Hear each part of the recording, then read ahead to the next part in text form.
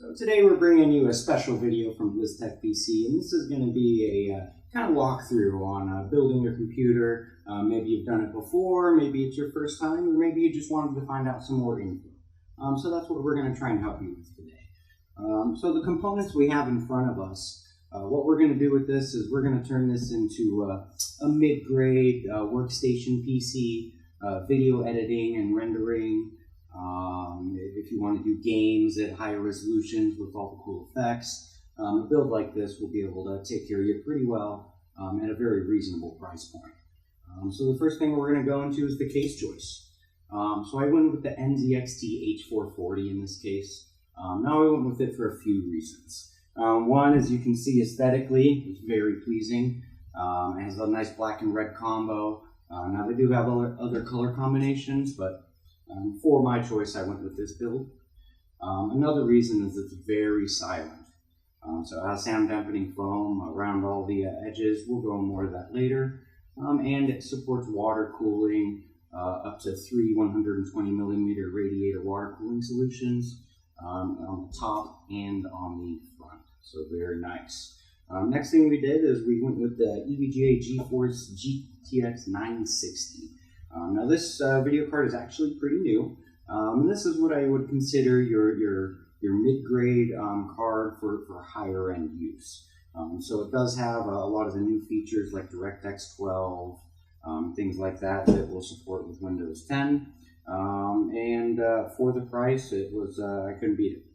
Next we're going to go on to the motherboard. Now I went with the Gigabyte Z97X SLI.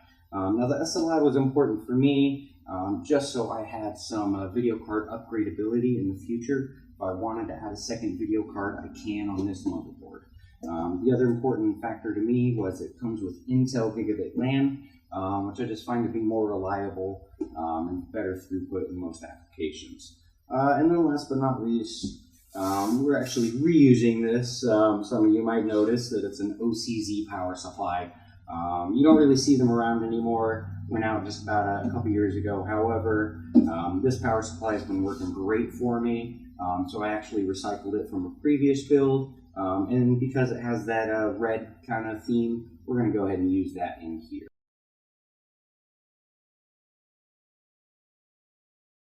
Alright, so what we're going to do here is just try and show you a brief overview of all the actual parts going in here out of their boxes. So as you can see, we're going to go ahead and go with the EVGA GTX 960. I found this to be a pretty appropriate mid-range graphics card that can handle a surprising amount. And then we have the Gigabyte Z97X SLI. And again, I chose this for the Intel Gigabit LAN, the SLI, as well as some of the, just nice features like the VRM protection and etc.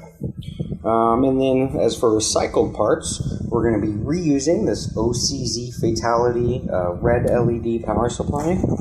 Let me get you a better look at that there. So they don't really do this anymore. However, like I said, for our purposes, it's going to work just great. And we will also be reusing the G-Skill Ripjaw X 4GB sticks. So we're going to be putting 8 gigs in here. I would have liked to go with 2 8-gig sticks for 16 gigs. However, that'll be in a future build. Just wanted to get everything together at this point. And then we will also be using a 128 gig SSD from Corsair. Just, great SSDs all around. And just wanted to reuse that, especially since it already had the red going for it. And then the cornerstone of the build, where everything will be going in, is the nice NZXT H440 case. And last but definitely not least, we are looking at an i5 4690K. As you can see, I have previously used it, just testing it, make sure everything worked out well. Strictly speaking, I should clean this off before I put it back in, just to get a fresh layer, but however, we're just going to go ahead and put that back in there and we'll be good to go.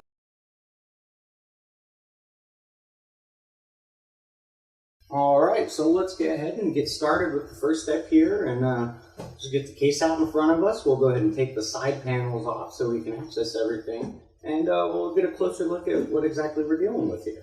Now, the nice thing about this H440 case is, I actually had those loosened already, sorry about that, is that these screws, when you unscrew them, they don't actually come out, which is very nice because personally, I lose things all the time.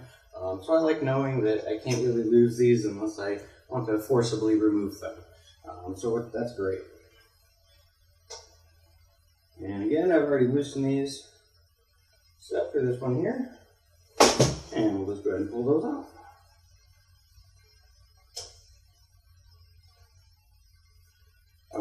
As you can see, one of my favorite features about the H440 is the shroud. And what I mean by that is what they've done is they've actually enclosed both the power supply and the drive cages. Now I do wish they might have polished this up a little better. However, once the side panel's on, you don't see this anyways, so I can't really knock them down for that. However, this shroud, I hate seeing all the wires coming from the power supply, so it's awesome that this is included in. It even has an LED to light up, just adds a nice little effect there. Another thing I really do like about the H440 is it has built-in SSD mountings here and here. That way you can mount your SSDs very close to the motherboard, eliminate some cables, and it looks pretty awesome too. So without further ado, let's go ahead and let's start.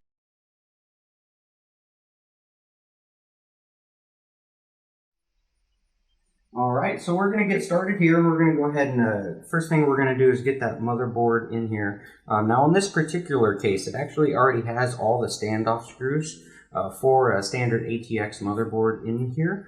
And it does have one middle standoff that is used as a placeholder. So what we're going to do is just go ahead and line up those standoff screws with the holes on the motherboard.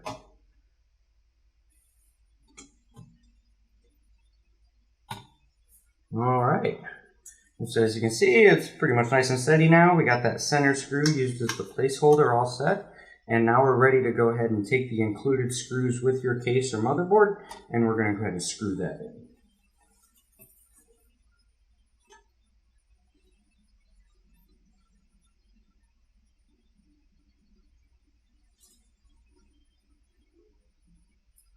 And I recommend when you put these screws in, don't tighten them down all the way at first. Just go ahead and get them in there so they're secure and held in place. And once you have all the screws in, then we'll go ahead and go around in a cross pattern to tighten them up nice and well.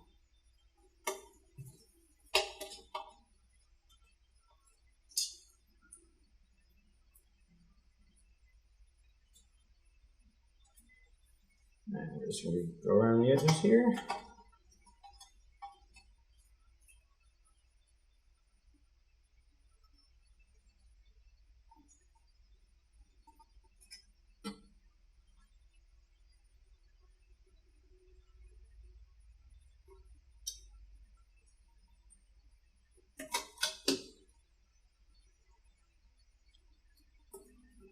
All right, and we're all set. So now that the motherboard's in, we can move on to the next station, which would be inserting the CPU socket.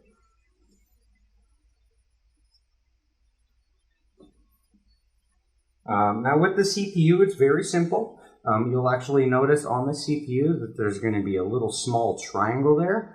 That triangle is going to match up with a triangle on your motherboard. So what we're going to do now, and also there are some grooves, if you want to double check, that will also match up. Now inserting the processor should take no force. It should simply set right in there with no effort. This bar then comes down, slides under, and locks it in place, and voila, your processor is now installed.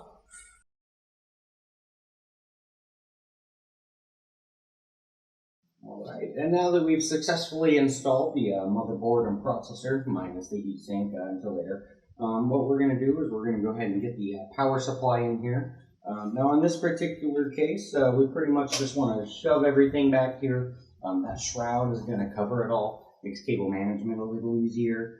But because it is covered, it also makes it a little harder to get to once it's in there. So what I've done is just went ahead and kind of because this is a modular power supply, I've decided what cables I need, and I've already went ahead and hooked them up. So real quickly, I'll go through those with you. So I got a PCI cable, 8-pin for the video card here. Unfortunately, the power supply does not come with a single SATA. That's all I really need. However, we got this triple here that we'll be using for the SSD.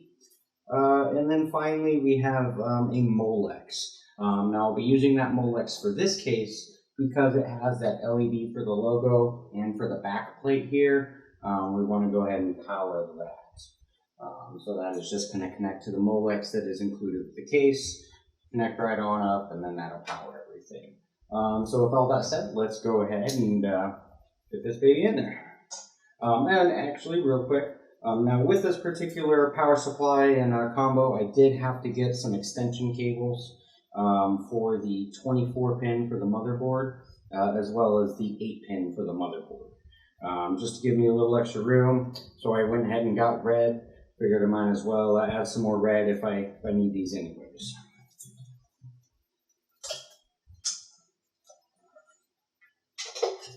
So you just kind of want to get all these in here and stuff it like a turkey. Now I chose to put my power supply facing down. That way the red LED is facing down, since you can't really see it here anyways. And because I got so many cables, you're going to need to pull some out, just get that nice slush. And again, these special little screws here, since they don't come out, you just kind of tighten it up once you've gotten it locked in there.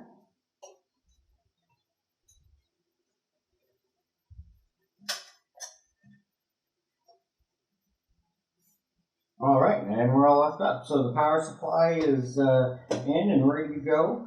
And now we're going to start worrying about how we want to hook things up. So the first thing I would probably do is, because I want to put the video card here in this first slot, I know it's going to probably cover some of these slots over here, make them a little difficult to reach. So I'm actually going to plug in my my SSD and my SATA cable now over here, just to make it a little easier on myself.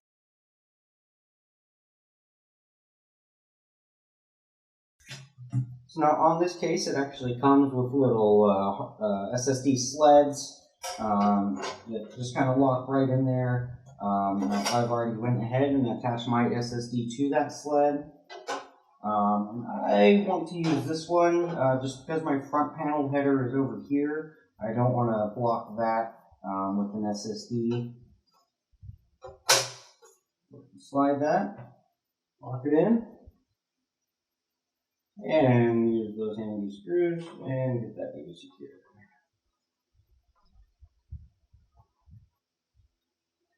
Actually, I changed my mind. Before I do that, what I'm going to do is get the cables ran, so I'm not dealing with it back there.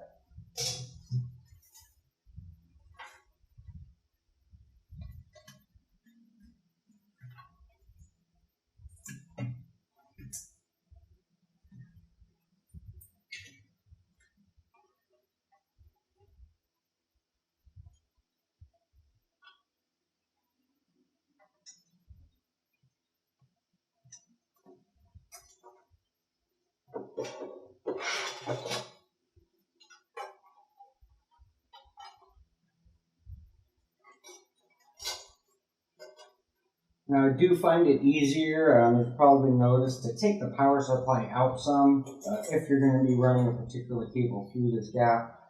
Just makes it a lot easier for me personally. Now what we're going to do is go ahead and hook the power up.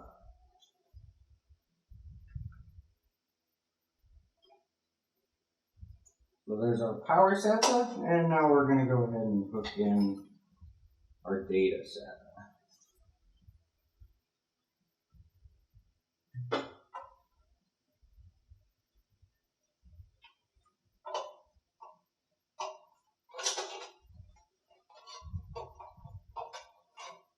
And especially if you're hooking up an SSD, you definitely want to make sure that you're hooking it into a SATA 3-port on the motherboard. Now, if you're buying a newer motherboard, most times The majority of them are going to be SATA 3. If it's an older motherboard, you might want to double check and see what locations are SATA 3.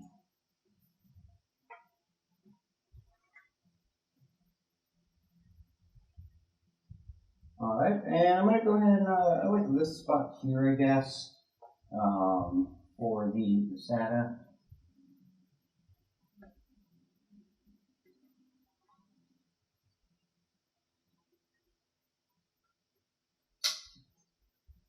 Gotta get that tucked away, look nice and clean.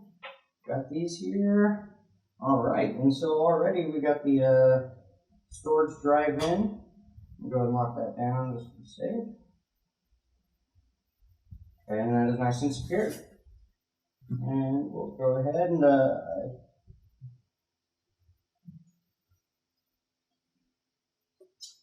I will be running an audio cable here, so what I'm going to do is while this power supply is out, I'm going to go ahead and take care of that.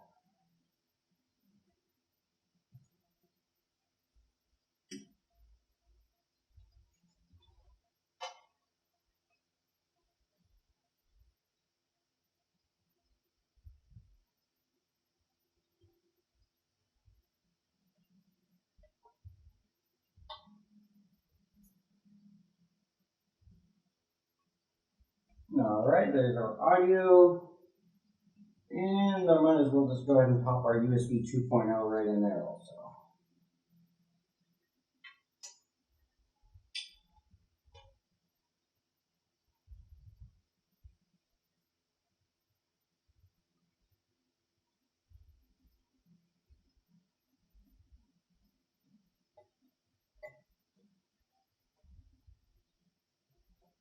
Alright, so we got all our cables plugged in there. It looks pretty neat. I'm not sure I can do anything better with that. And now that the hard to reach areas are taken care of, we're going to go ahead and pop that power supply back in. Finish that up.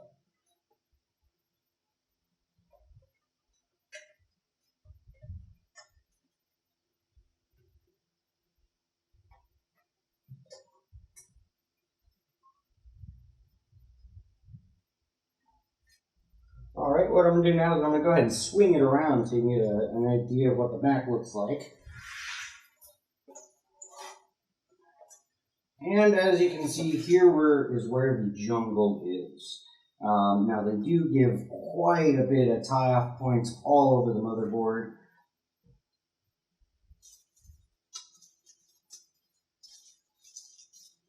And they do give you quite a few zip ties as well, which I found very nice. Usually you might get one or two, they give you quite a few, so you got plenty of cable management options here. Or you could always just use the lazy method and kind of just tuck everything under there. In order to do things, what I'm going to do now, because there's a lot of little connections for the front case, for the power switch and LEDs and things like that, I want to go ahead and take care of those now, just so I have less things in my way later on. And I'm going to flip this around again to give you a better idea of where this is all going.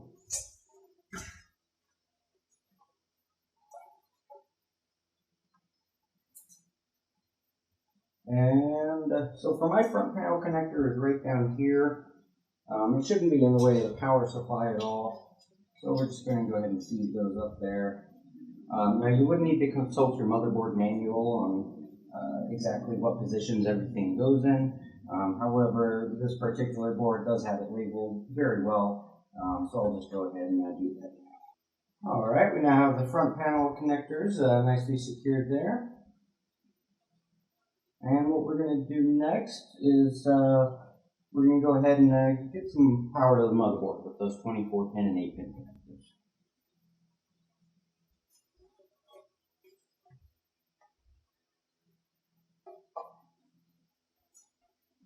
Since that's right here, we're going to go ahead and use this position.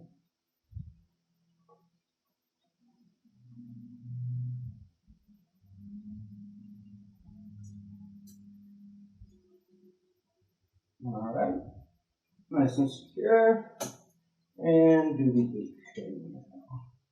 That one I'm going to come up right over here.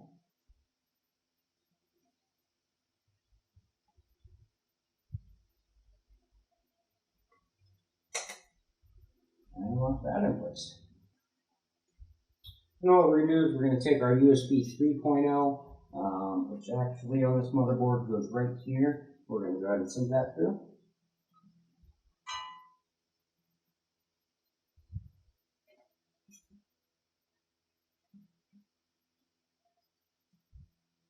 All right.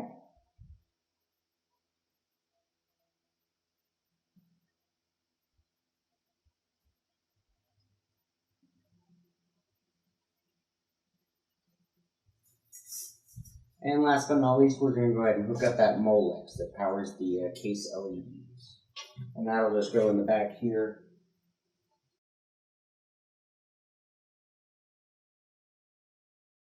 Alright, and now that we got that Molex plugged in, you're obviously noticing the gaping hole where our video card should be. So that's the next thing that we're going to do.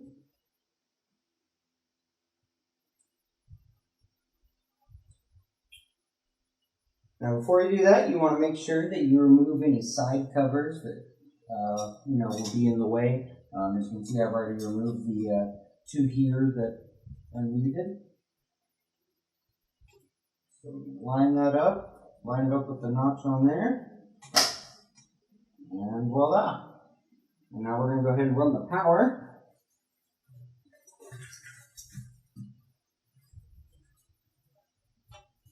And let's bring that down there.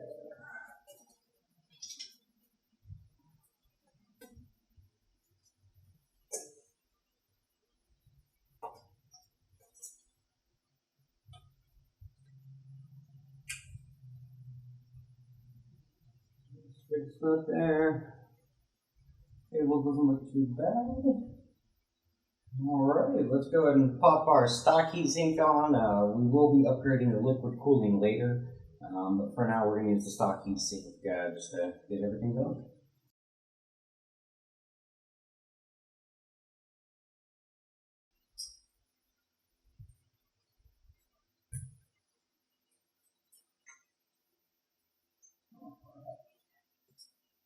And I have my CPU fan, it looks like it's right there.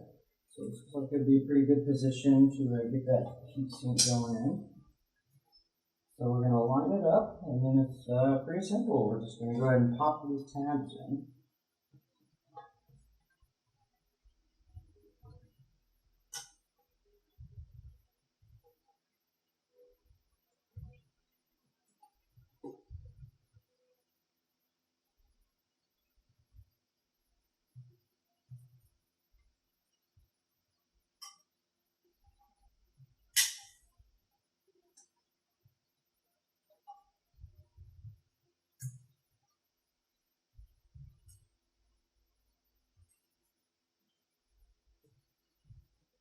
Then twist those screws, and it's locked in place pretty nicely there. I'll add our CPU fan up. Obviously not the best the cable look here, but not much you can do with a stocking tail fan. And now we're just going to basically run through a read through. So we need to get the memory here, but as far as cables, we got our power and data, we got our audio, we got our front panel,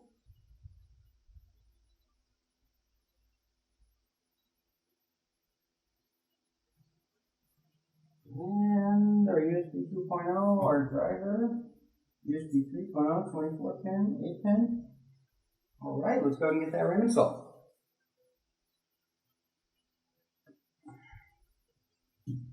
So, what we want to use is, because we've got two sticks, we want to make sure we're using them in a dual channel mode. So we're going to go ahead and use the gray slots there. Move those retention arms back. Get that lined up. I usually recommend pushing one side down until it locks, and then the other side. And repeat the process on the gray slot over here, or the black slot, whichever you prefer.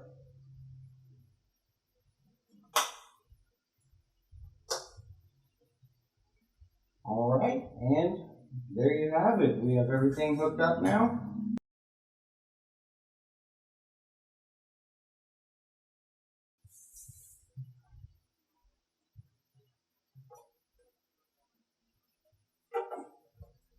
And we'll let you see the disaster behind. The only small complaint I would have about this case is I wish there was a little more room on this side for cable clearance.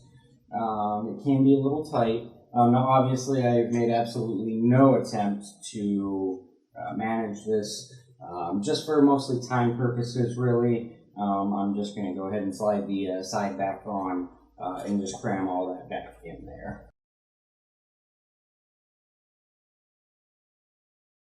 Alright, and now that we got that side panel on, we're going to flip it around, get that panel with the window.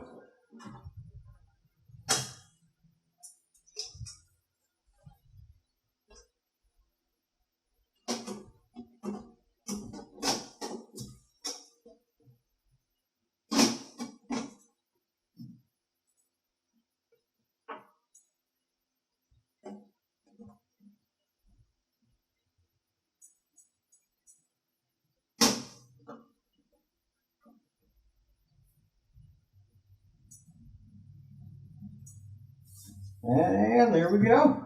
Other than my dirty marks all over it, we got a pretty much brand new, completely built system ready to go.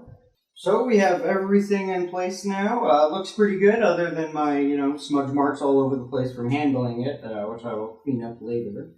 But everything installed pretty smoothly. I definitely might run into some different scenarios and different cases or whatever. But I think planning it out fairly well, made it very easy, very straightforward, and I really enjoyed it. I think it looks just fantastic, especially if you add some lights or other things just to bring more attention to it. The case was really nice and I had a lot of fun. So this is my first video, so bear with me on the quality of both the video, audio, all that stuff. And if you would like to see more, I'm more than happy to do more of these videos. But thank you for watching, and